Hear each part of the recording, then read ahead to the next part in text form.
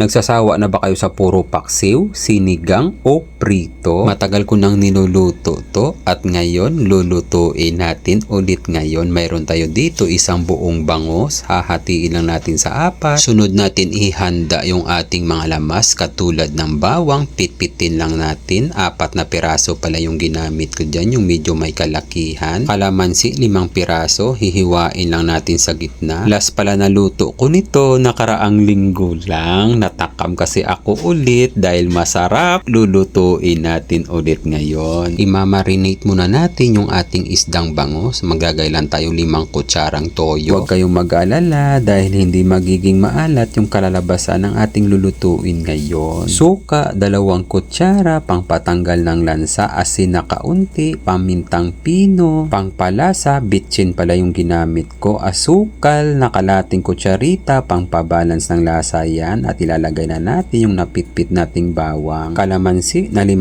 piraso, pipigain lang natin ng maigi para lumabas talaga yung pinaka-juice ng kalamansi. Saka natin lamas-lamasin ng ating mga kamay. Huwag kayong mag-alala dahil malinis yung kamay ko. Saka natin imamarinate na mga kalahating oras. Kung nagmamadali kayo, 20 minutes pwede na yan. Maraming salamat nga pala sa mga followers at sa mga kababayan nating OFW sa palagi nyong panonood. Ingat kayo lagi dyan kung saang bansa man kayo at isasama ko kayo palagi sa mga panalangin ko. Pagalipas ng 30 minutes, umpisahan na natin sa mainit na kawali. Pinainit ko muna ng maigi yung kawali tapos nilagay ko yung mantika. Bago natin iprito, kailangan mainit na mainit yung ating mantika, saka natin hihinaan para hindi talaga didikit yung ating piniprito. Yung pagkaprito pala nito, shadow fry lang, no? Piprituhin lang natin to 10 minutes both sides. Yung apoy natin ha, kailangan nasa medium heat lang tayo. Kung napapansin nyo, medyo sunog ang balat, okay lang yan. Yan kasi ang masarap kasi magkakaroon ng smoky flavor yung ating niluluto ngayon.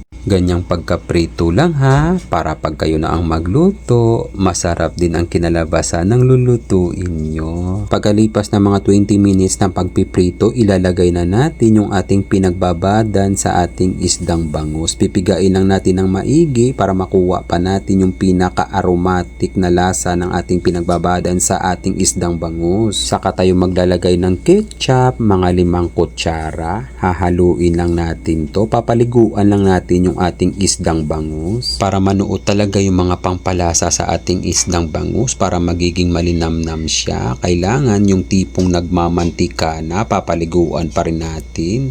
Babaliktarin din natin. Maya-maya natin pabaliktarin para manuot talaga yung lasa sa ating isdang bangus. Gagawin natin yan ng paulit-ulit na mga 10 minutes para masigurado talaga natin na manuot talaga yung mga pangpalasa sa ating isdang bangus. Yung ganyang pagkaluto, yung nagmamantika na siya, nag-iigi na siya, yan ang masarap. Sa plating naman, i-assemble natin na buo pa yung ating isda para aesthetic talaga yung kinalabasan. Kung nakikita nyo, nakakatakam na talaga. Pasensya na kayo, may pagkakamali ako dyan. Hindi ko na-on yung camera nung nilagay ko yung spring onion saka yung pinaka-sauce ng ating isda. Sayang yung part na yon, makalimutin na kasi yung lolo nyo. Ipopokus ko na lang kayo ng maigi para kitang-kita nyo talaga. At kung umabot ka na sa part na ito, huwag mo naman kalimutan i-share ang video na ito para maraming makapanood at makarelate. At i-follow mo na rin ako para lagi kang updated sa mga video ko. Tikiman time na. Tikman na natin! Dito tayo kukuha sa pinaka-bangus belly. Lagyan natin ng sauce. Lasang-lasa mo yung pagka-barbecue.